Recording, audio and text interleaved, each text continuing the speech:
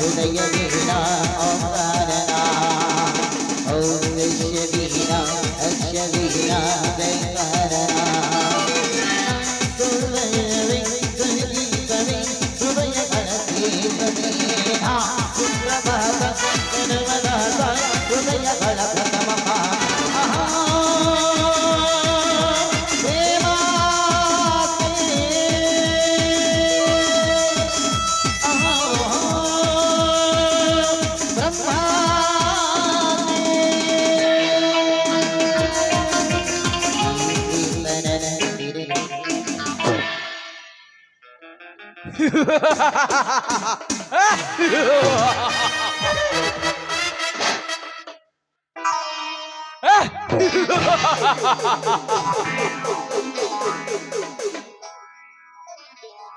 यदा यदा हि धर्मस्य ग्लानिर्भवति भारत अजुस्थानं अधर्मस्य तदा स्थानं तधर्मस्य संस्थाधर्मसाय नमः संस्थापनार्थाय नमः संभवनामि विजे विजे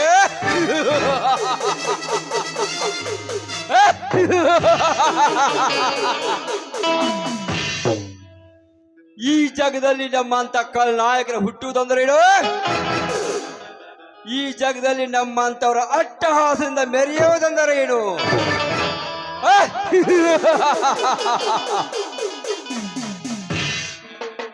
ಈ ಕಲ್ನಾಯಕರ ಬಯದ ಇಂಥ ಶ್ಲೋಕ ಗೀತೆ ಬರ್ತಾ ಇದೆ ಅಂದ್ರೆ ನಿಮಗೆಲ್ಲ ಆಶ್ಚರ್ಯ ಆಗಿರಬಹುದು. ಹಿಂದೆ ರಾಮಾಯಣದಲ್ಲಿ ವಾಲಿ ಮತ್ತು ಸುಗ್ರೀವ ಅಣ್ಣ ತಮ್ಮನಿಗೆ ಯುದ್ಧವನ್ನು ಹಚ್ಚಿ ಇದೇ ಶ್ರೀರಾಮಚಂದ್ರ ಗಿಡದ ನೆರಳಲ್ಲಿ ನೆತ್ತು ಅವನಿಗೆ ಬಾಣ ಎಸೆದು ಕೊಂದನಲ್ಲ, ಅದು ಧರ್ಮವೇ?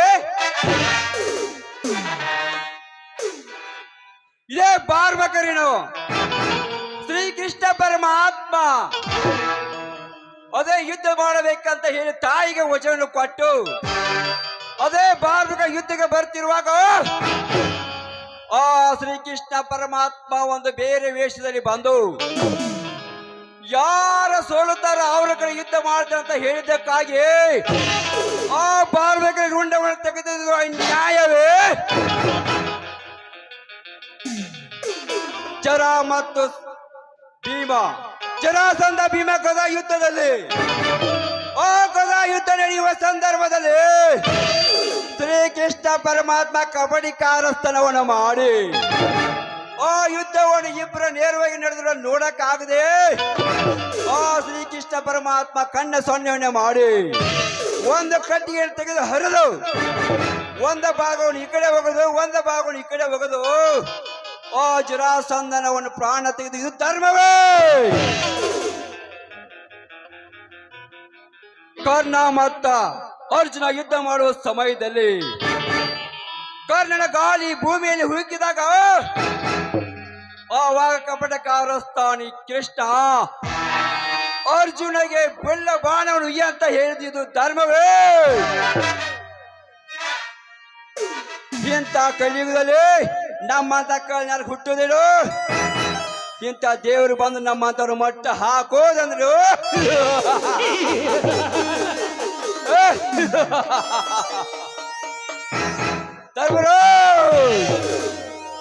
ಧರ್ಮ ಕರ್ಮಗಳಿಗೆ ಭದ್ರಮಣದ ಹಾಕಿಟ್ರು ಇನ್ನ ಧರ್ಮದ ಗಟ್ಟ ಉರುಳಬೇಕಾದ್ರೆ ಎಂದು ನಾನು ನಿನ್ನೊಳಗೆ ನೆಂಟಸ್ತಿಕೆ ಬೆಳೆಸಲೇಬೇಕು.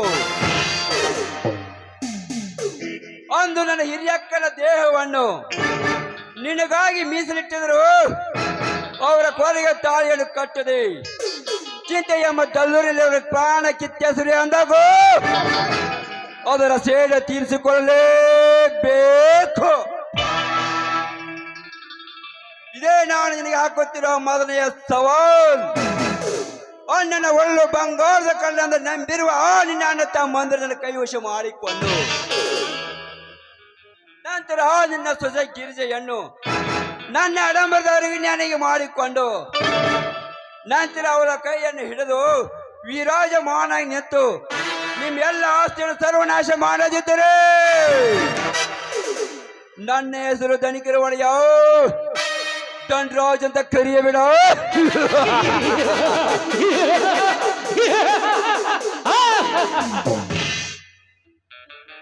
ಲೆಕ್ಕಾಚಾರಿ,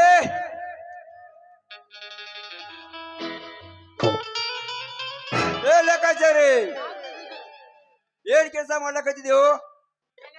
ಹಾ, ಈ ಊರಾಗ ಎಷ್ಟು ಮಂದಿ ಸತ್ತೈತಿ ಎಷ್ಟು ಮಂದಿ ಇಲ್ಲ ಅನ್ನೋದು ಲೆಕ್ಕ ಬರಾಕೈತಿ. ಏ ಲೆಕ್ಕಾಚಾರಿ, ಸತ್ತಾರ ಲೆಕ್ಕ ಮಾಡಕ್ ನೀನ್ ಗುಪ್ತಚಾರಿನೋ ಏನ ತಲಾಟಿನೋ? ಹಾ. ಈಗ ನೋಡ್ರ ನಮ್ಮ ತಾಕ ಸಾಲ ತಗೊಂಡು ಹೋಗಿರ್ತಾರ. ಆ ಸಾಲ ತಗೊಂಡು ಹೋದವ್ರ ಒಳಗ ಎಷ್ಟು ಮಂದಿ ಸತ್ತೈತಿ ಎಷ್ಟು ಮಂದಿ ಇಲ್ಲ. ಯಾಕಂದ್ರ ಸಾಲ ನಮ್ಗೆ ತೀರ್ಸ್ಬೇಕಿಲ್ಲ.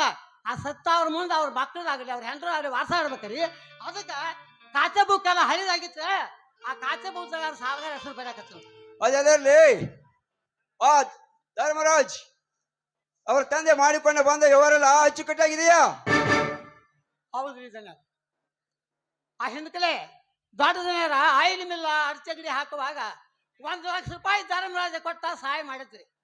ಅದನ್ನ ದೊಡ್ಡ ಜನರು ಆಗಲೇ ತೀರಿಸ್ಬಿಟ್ಟಾರ್ರಿ ಅಪ್ಪ. ಹಾಗಾದ್ರೆ ಈಗ ಮರಳಿ ಮತ್ತು ನನ್ನ ಕಡೆ ಸಾಲ ಅಂತ ಬರ್ಲಿಕ್ಕೆ ಹಾಕು ಇದ್ಕೊಂಡು ಪ್ಲೇನು. ಇದೇ ದೊಡ್ಡ ಮಾತ್ರಿ ಅಪ್ಪ. ಅಲ್ರಿ ಅದನ್ನ 4 ಮಂದಿ ಕೈಯಲ್ಲಿ ಓಡಿಸ್ಬೇಕಾದ್ರೆ ಸಾಮಾನ್ಯ ಕೆಲಸ ಅಂತ ಹೇಳಿದ್ರೇನ್ರಿ ಜನರ? ಈಗ ನೋಡ್ರಿ ಅವನು ತಾಕಿನ ರೊಕ್ಕೆಲ್ಲ ಮುಗಿದು ಹೋಗ್ಯಾವ. ಅವನು ತಾಕಂತೂ ದುಡ್ಡ ಇಲ್ಲ. ನಿಮ್ಗೆ ಏನಾರ ಸಾಲ ಅವ್ನಿಗೆ ಸಾಲ ಬೇಕಾತಂದ್ರೆ ನಿಮ್ಮ ಹತ್ತಕ್ಕನ ಬರ್ಬೇಕ್ರಿ ಜನರ. ಹೌದು ಲೆಕ್ಕಾಚಾರಿ, ಹೌದು. ನನ್ನ ಮನಸ್ಸಿಗೆ ಬೆಂಕಿ ಹಚ್ಚಿ ಆ ಲುಚ್ಚ ನನ್ನ ಮಗ ತನ್ನ ತಮ್ಮಂದಿರ ಮುಂದೆ ಓದಿಸುತ್ತಿದ್ದಾನೆ. ಆ ಸೇಡಿಗಾಗಿ ನಮ್ಮ ತಮ್ಮ ಮತ್ತು ನಮ್ಮ ತಂಗಿ ಚೆನ್ನಾಗಿ ಓದಬೇಕು.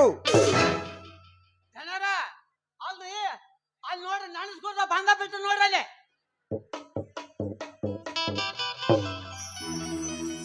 ನಮಸ್ಕಾರ ಶ್ರೀಮಂತರಿಗೆ. ನಮಸ್ಕಾರ ಧರ್ಮರಾಜ್, ಬರ್ಬೇಕು. ಇರ್ಲಿ ಇರ್ಲಿ ಕುಳಿತುಕೊಳ್ಳಿ. ಇರ್ಲಿ ಇರ್ಲಿ, ಶ್ರೀಮಂತರ ಮನೆ ನಮ್ಮ ಮನೆ ಇದ್ದ ಹಾಗೆ. ಮತ್ತೇನು ವಿಶೇಷ ಸಮಾಚಾರ? ಏನಿಲ್ಲ, ತಮ್ಮಿಂದ ನನಗೊಂದು ಸಹಾಯವಾಗಬೇಕಾಗಿದೆ. ಅದೇನಂತ ಸಂಕೋಚ ಪಟ್ಟಿಕೊಳ್ಳ ಹೇಳಿ ಬಿಡು. ನಾನಿರುವುದೇ ನಿಮ್ಮಂತವ್ರಿಗಾಗಿ. ನಮ್ಮ ತಂದೆಯವರ ಜೊತೆ ಆಗದ ಕೆಲಸವನ್ನು ನಾನು ಮಾಡಿ ಕೊಡ್ತೇನೆ. ಸಂಕೋಚ ಹೇಳಿ ಬಿಡು. ಆಯ್ತು ರೀ.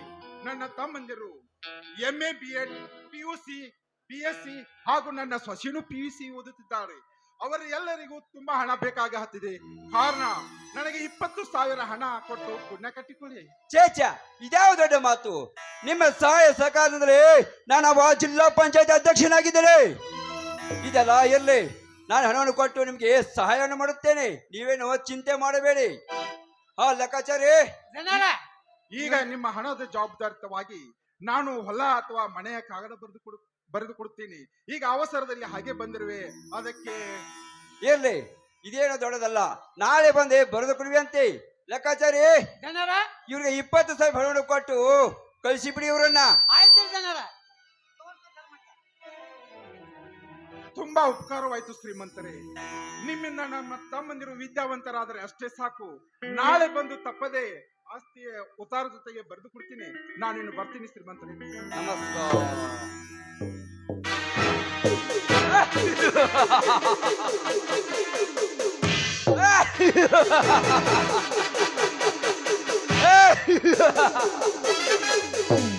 ಬರ್ಬೇಕು ಬರ್ಬೇಕು ಧರ್ಮರಾಜ್. ನಾನು ನಿನಗೆ ಕೊಟ್ರೆ 20,000 ರೂಪಾಯಿ ಹಣ ನಿನ್ನ ತಮ್ಮಂದರಿಗೆ ವಿದ್ಯಾಭ್ಯಾಸಕ್ಕಾಗಿಯಲ್ಲ, ನಿಮ್ಮ ಎಲ್ಲ ಆಸ್ತಿಯನ್ನು ಸರ್ವನಾಶ ಮಾಡುವುದಕ್ಕಾಗಿ. ಅದು ನನ್ನ ತಂದೆಗೆ ಹಾಕಿದ ಸವಾಲಿಗೆ ನಾನು ಜವಾಬ್ ನೀಡಿ ನಿಮ್ಮ ಎಲ್ಲ ಆಸ್ತಿಯನ್ನು ಸರ್ವನಾಶ ಮಾಡಿ ಹರಾಜು ಮಾಡದಿದ್ದರೆ ನನ್ನ ಹೆಸರು ಧನ್ರಾಜನೇ ಅಲ್ಲ.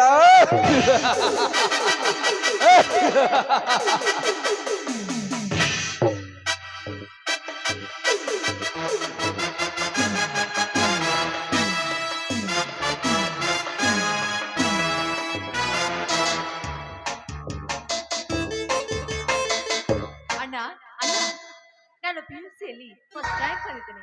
ಅದಕ್ಕೋಸ್ಕರ ನನ್ನ ಕಾಲೇಜಿನಲ್ಲಿ ನನಗೆ ಶಾಲುಗಿಸಿ ಸನ್ಮಾನ ಮಾಡಿದ್ರಣ್ಣ. ಸಂತೋಷವಾಯ್ತು ತಂಗಿ, ಸಂತೋಷವಾಯ್ತು. ಈ ನನ್ನ ನುಡಿ ಕೇಳಿ ನನ್ನ ಹಸಿದು ಒಳ್ಳೆಯ ತುಂಬಿದಂತಾಗಿದೆ. ನಿನ್ನಿಂದ ನನ್ನ ಹೆಸರು ಈ ರಾಜ್ಯ ತುಂಬಾ ವ್ಯಾಪಿಸೈತಿ. ಅಣ್ಣ ಇದೆಲ್ಲ ನನಗೆ ಬೇಕಾಗಿಲ್ಲ. ಅಲ್ರಿ ಅವ ಅಲ್ಲ ನೀವು ಮೊದಲು ಬರ್ತು ಅಂತ ನಮ್ಗೆ ತಿಳಿಸಿದ್ರ ಅವನ ಹಾಕಿ ಬ್ಯಾಂಡ DJ ಹಲಿಗೆ ಮಾತಾಡ್ಸಿ ಅವ್ರನ್ನ ಕರ್ಕೊಂಡು ಆ ಬಸ್ ಸ್ಟಾಂಡ್ ಈ ಬಸ್ ಸ್ಟಾಂಡ್ ಮಠ ನಿಮ್ಮ ಮೆರವಣಿಗೆ ಗ್ರ್ಯಾಂಡ್ ಮಾಡ್ತಿದ್ರವ. ಅದೆಲ್ಲ ಬೇಡ, ಅದಿರ್ಲಿ. ನಿಮ್ಗೋಸ್ಕರ ಎಲ್ಲ ಸ್ವೀಟ್ ತಂದಿದ್ದೇನೆ, ಆಮೇಲೆ ತೆಗೆದುಕೊಳ್ಳಿ.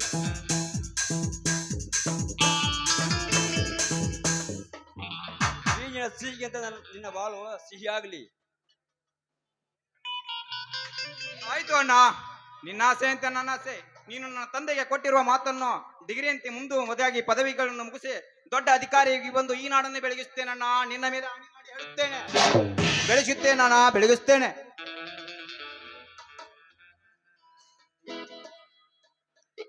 ಅಣ್ಣ, ನಮ್ಮ ಮನೆ ದೇವರಾದ ಮಾರುತೇಶ್ವನಿಗೆ ನಾನು ಹೋಗಿ ಬರ್ಬೇಕಣ್ಣ. ನನಗೆ ಕಾರ್ ಕೊಡ್ತೀರಾ?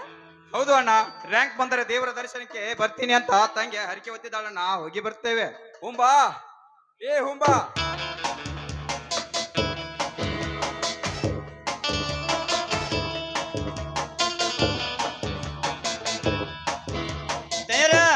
ಡ್ರೈವರ್ನ ಕರ್ಕೊಂಬಂದ ನೋಡ್ರಿ.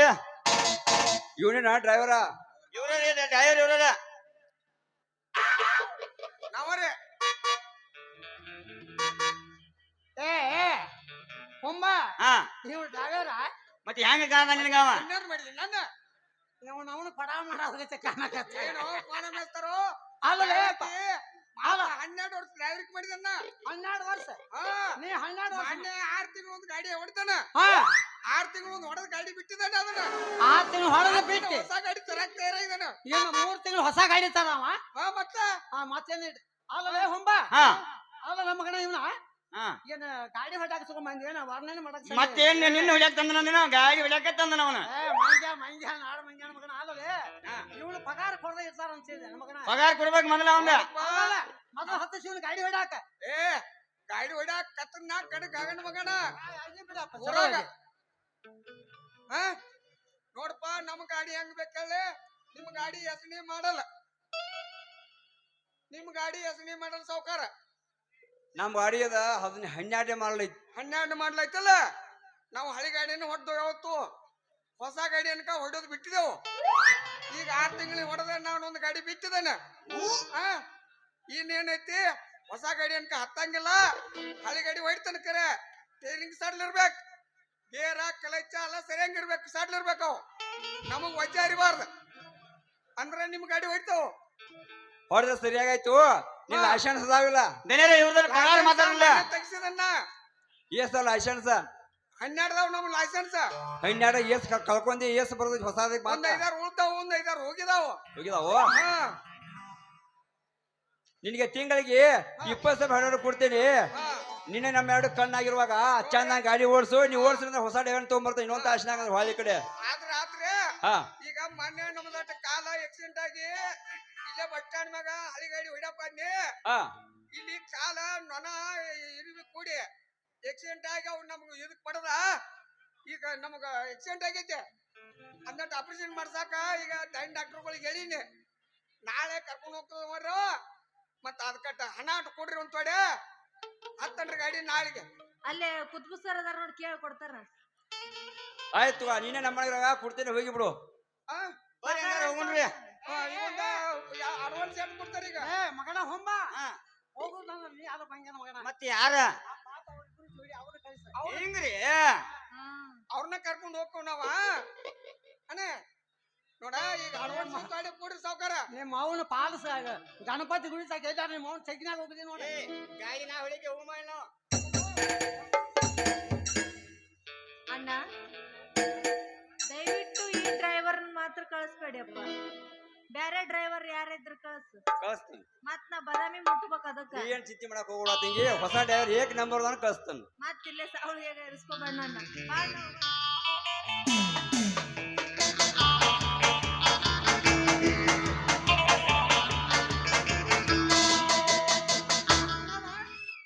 ಅಂತೂ ಬೆಳಕ್ ಹಾಯ್ತಿರಲ್ಲ ನಿಮ್ ಕೀರ್ತಿ. ಬೆಳೆಯಲೇಬೇಕಾಗಿದೆ ಲೆಕ್ಕಾಚಾರಿ, ಬೆಳೆಯಬೇಕಾಗಿದೆ.